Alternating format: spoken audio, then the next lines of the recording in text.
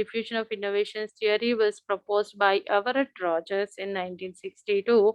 He was a professor of rural sociology and he also published a book called Diffusion of Innovations. He summarized diffusion studies. He took into account the 508 diffusion studies. Based on that, he produced a theory called diffusion of innovations theory. So, this diffusion of innovations theory speaks how the new ideas are diffused in a social system. Diffusion is nothing but the spread of an innovation. How the innovations or ideas or behavior which is disseminated with the help of the mass media or any other channels of communication are adapted in the society by the members of the social system. So, according to the Everett Rogers, diffusion is a process where an innovation is communicated among the members of the social system using various kinds of channels of communication over a period of time, which means a diffusion is a process where the innovations are diffused, which are spread using various channels of communication. It can include the mass media as the channels of communication, or traditional folk forms, or interpersonal communication channels, whatever may be the channels of communication. Using these communication channels, the new ideas are spread among the members of the social system over a period of time so that the individuals will adopt the new innovations. According to the Everett Rogers, innovation is a new idea which is perceived by new by the individuals in a society. So anything which is new, which is perceived as new by the individuals, that is considered as a innovation. So innovation might be a practice, innovation might be an object, it can be an idea, or it can be a technology which is perceived as new by the individuals in a society. For example, now after the COVID, before the COVID pandemic came to existence, we were not aware of using the mask, etc. But after the COVID is came into existence, we started wearing a mask, and wearing a mask is a practice. Keeping maintaining the social distance is also a practice, etc. That we have started practicing, even though it is considered as new. The practice is something we have adopted, which means the new idea called wearing a mask, maintaining the social distance, just social distance is adopted by us. The same way, a new innovation, it can be a product or it can be a service which is offered by a company, that is diffused in a social system, and as a members of the society we try to buy those new innovations or the new products which are launched by the companies, etc. Or we may go and buy a service. It can be a insurance policy, or it can be any technology service which is offered, or we may buy a product which enables us to do something in a in quickly. It makes us to do a thing very quickly, etc. So anything, the innovation is anything that we perceive it as something which is new in a society. It can be a practice, it can be idea, it can be object. So anything that we consider as new is something we call it as a innovation. And diffusion is a process where these new innovations are diffused, which are spread, which are communicated among the members of the social system. There are five factors which influence the diffusion rate of an innovation. What makes the individuals, what are the factors which influence the individuals to adopt the new innovation? Relative advantages, compatibility, complexities or simplicity, triability, observability. Relative advantages. The advantages, when you compare with the previous innovations, how best is the new innovation? What are the advantages which the new innovation offers for us? It can be a product. For example, if it is a product, how best is the new product when you compare with the other products. Compatibility, whether it is compatible to use for us, okay, whether it suits in our life. So that is compatibility. Complexity or simplicity, whether uh, using the new innovation or adapting the new innovation is complex to use or simple to use. Triability, whether the new innovation can be tried by the among the members of the social system, how easily we can try the new innovation.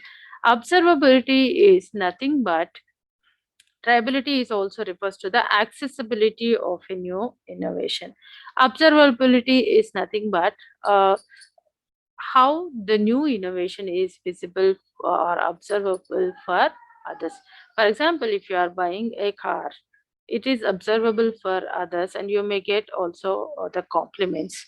And if a triability refers, if the new car, if you want to buy, whether it is accessible to use to you or not, where it is available to buy, etc. Complexity, whether to drive the car is easy or simple or complex to use or drive.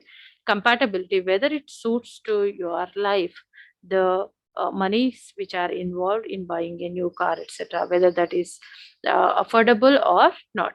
The advantages, what are the advantages you get if you want to use that new innovation like car? So like that, all these five factors will affect. Yes, Pooja, you have a doubt?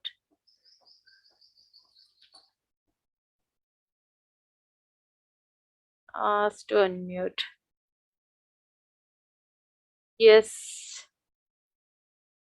So just text me. I'm not able to unmute you. Yes. Huh. Okay. So how best is the new innovation when you compare with the previous ones? Mm, okay. Done. Chalo. Okay, relative advantages. For example, wearing a mask when you considered as a new innovation. Oh, what are the advantages of using a mask? You might not be affected with the COVID or its variants, and you may protect your family along with you. And it also saves the expenditure you may spend on your medical uh, expenses, etc. And using a mask is compatible to use in your life, and it is simple to use, wearing a mask, and you can access to buy a mask anywhere in your locality. It is, yes, it is observable. And so here we think of, when we want to adopt a new innovation, we think of what are the advantages we get when we accept a new innovation, or when you practice something in your life, you adopt the practice of something. The five stages where the new innovations are communicated among the members of the social system. So, the awareness stage, it is the initial stage of an innovation where the innovation is communicated among the members of the social system, and people come to aware of the new innovations which are there in the society or the social system. And in the interest stage, when you are aware of the new innovation, you might have interest in using a new innovation, or buying a new innovation, or practicing a new behavior, etc. Decision. You take a decision to use the new innovation or adopt the new innovation in your life. And in the fourth stage, try and experiment stage, you buy the product if it is a product, or if it is a service, you hire the service, or if it is a practice, you practice the new innovation or the new idea in your life.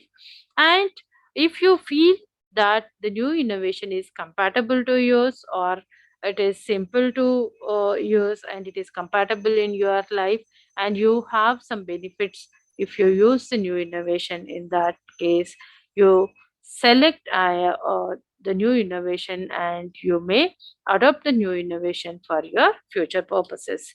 Or If you find any difficulties in using a new innovation, or if it is a product, you are not satisfied with the uh, product or the service which is offered by a company or an organization, or if it is a practice, if you find it is difficult to practice, etc., the innovation, then you might simply reject the information. uh, uh, so here, these are the five stages where the new innovations are diffused in the social system, and people come to aware of the new innovations which are there in the society, and they try to adopt the new innovations or reject the new innovation, and they take a decision if they have uh, they found the new innovations are suitable in their life.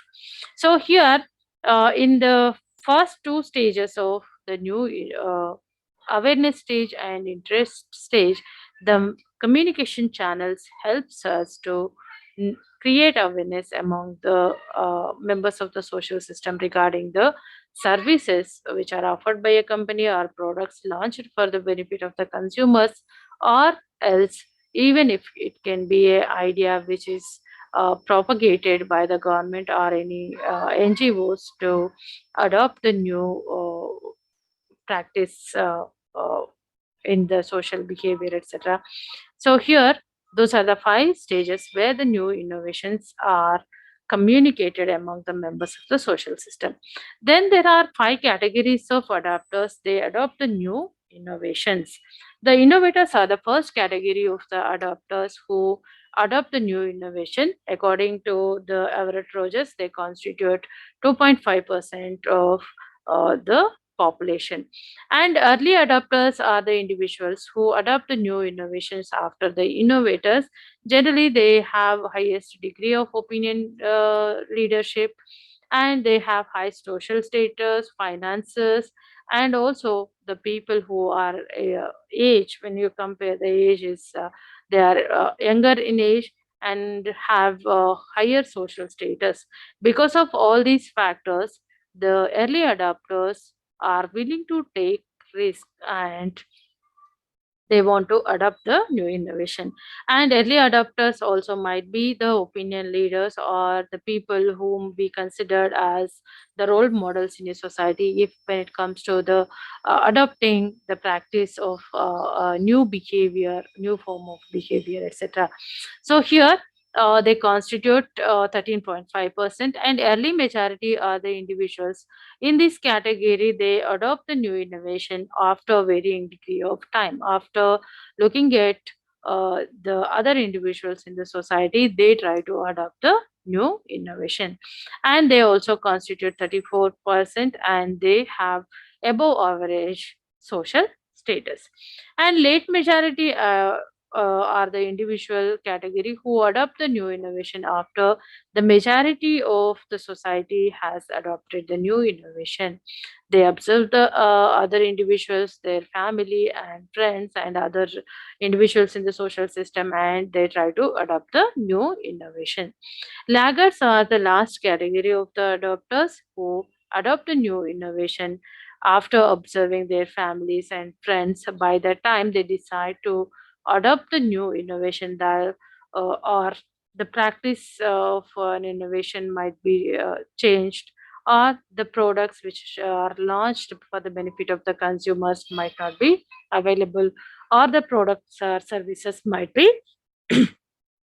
replaced with other uh, products and services. So here, these are the five categories of adopters which were proposed by the Everett Rogers in this diffusion of innovations theory. Innovators are the first one to adopt the new innovations. Early adopters are having high social status, finances, and they are the one, they have leadership, highest degree of leadership they are holding, and because of that they are willing to take risk and they adopt the new innovation. Late majority, they adopt the new innovation uh, after a varying degree of time, looking at others, etc. They have above average social status. And late majority and laggards are the normal human beings, or what we call the individuals who have lowest social status, and by the time they decide to use the new innovations, that might also be replaced by the other new innovations also.